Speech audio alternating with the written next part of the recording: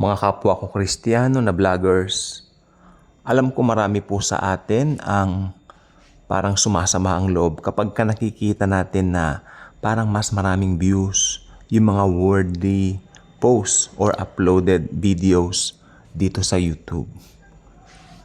Ako rin minsan dumarating yan. Parang, syempre, gumagana yung human nature ko. Kapag nakita kong, wow, merong video, wala namang kakwenta-kwenta, tapos ang views, di ba? Libo agad, di ba? Tapos yung ating in-upload na napakahalaga, a matter of life and death, minsan makakakuha, wala pang 100. Masaya ka na pag naka 100 yun in 2 days. Di ba? Actually, marami pong Christian videos dito na, or should I say vloggers na mga bago, na mga Kristiyano. Ang tagal niya nang ang tawag dito, gumagawa ng video na una pa sa amin. Tapos, ang nakukuha lang niya sa kanyang vlogs na mga views, alam niyo, pinakamarami 40. Sabi ko, this is not right kung tutuusin. Dapat, kung alam lang ng tao yung kaimportansyahan ng mga videos natin, Christian videos, hindi nila dededmahin ang mga videos natin tungkol kay Jesus. Pero alam po ninyo, may nakalagay pong talata sa Biblia para kayo naman po ay gumaan-gaan, no? Kasi maliligo na po ako mamayang konti. Mainit po ang panahon. So, yeah. Pero sabi ko, sandali lang. Maski sandaling video lang gagawa ako. Kasi po, sabi ng Biblia, sila ay taga-mundo. Kaya ang mundo ay nakikinig sa kanila. Diba?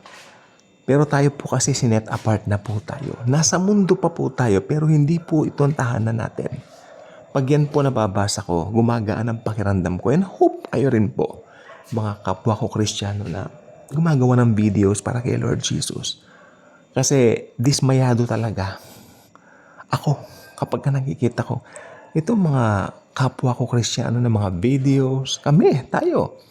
Yan lang nakukuha nating views. Pero ako, ito po tapatin ko po kayo, sa mga kapwa ko po vloggers na Kristiyano, wala po tayong kompetensya.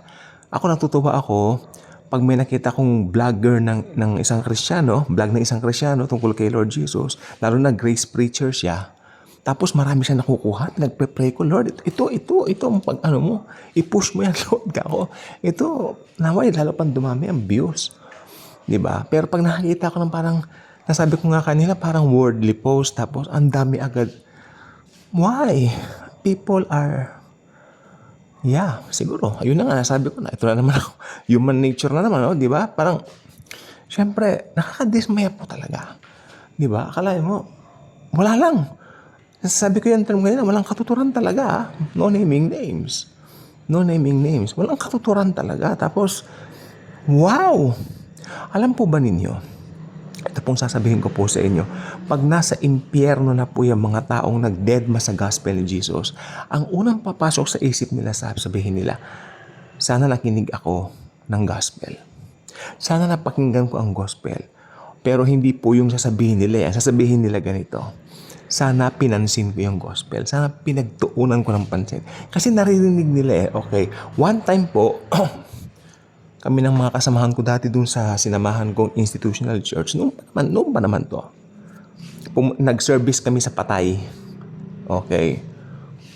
Doon sa Patay, in-announce na nga na magkakaroon ng service at 9 o'clock p.m. So, nandoon po kami, dumating na kami, usually pasado alas 8. Hindi kami pinapansin po. Nag-set kami ng sound system, nagdala kami ng speaker, lahat kompleto. Tumitingin sila. Alam po ba ninyo, ang pinaka-purpose namin, ba't kami pumunta rin sa Patay, na lamay, na burol, last night? Kasi, last night po yon ng Patay. Dahil po, mag-share kami ng good news. Yon. Tapos, nung malapit ng mag 9 o'clock, in-announce namin. Actually, 2 beses po nangyari sa akin to Ito, isa doon sa Patay na yon, yung isa naman doon sa malapit doon sa kapitbahay namin. Halos pareho ang senaryo. In-announce na namin na magkakaroon ng service. Sandali lang, 15 minutes lang, gano'n. And yet, tinignan lang po kami Tapos sabi nung may-ari, ito pong masaklap, yung may-ari nagmamadyong. Sige, may set nyo lang, bahala kayo kanya. Wow. Di ba? Ba't po kami nandoon? Kasi born again po yung kamag-anak nilang isa na gusto nag-request ng service. So, it's fine. So, ayan. Na-upset yung pastor. Na-upset siya.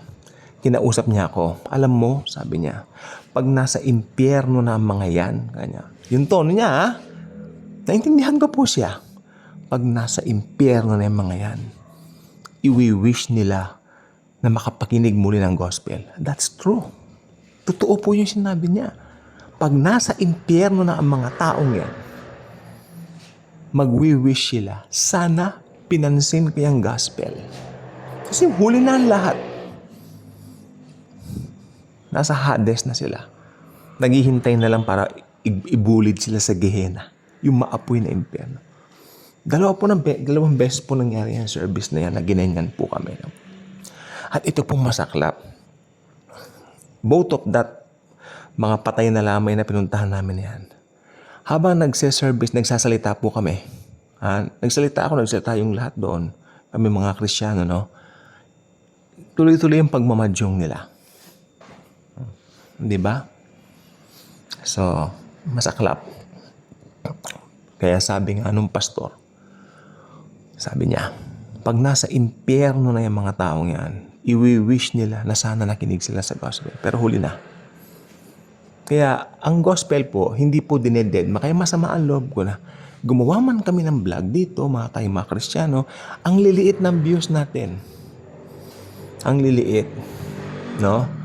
Kasi talagang ang mundo, hatak niya mundo. Huwag sasamang loob natin. Pero itong gusto ko pong sabihin, tayo mga Kristiyano, patuloy lang tayo. Hayaan niyo na po yung views. Basta importante, gumawa kayo ng videos. Kung meron kayong mga YouTube channels, no? I believe everyone right now can have a YouTube channel kung gusto nila. Matagal na nga pong sinabi sa akin sana, gumawa na ako ng YouTube channel noon pa. Pero sabi ko, in time. So, yung time na yun dumating 2022. So, talagang yun ang right timing ng Panginoon sa akin. So, yun po ang nangyari. Okay? So, ayun nga po.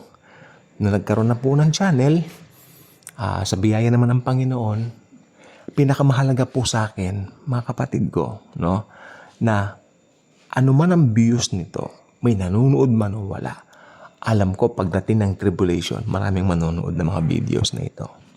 Totoo po, baka abuti pa ng million views ito.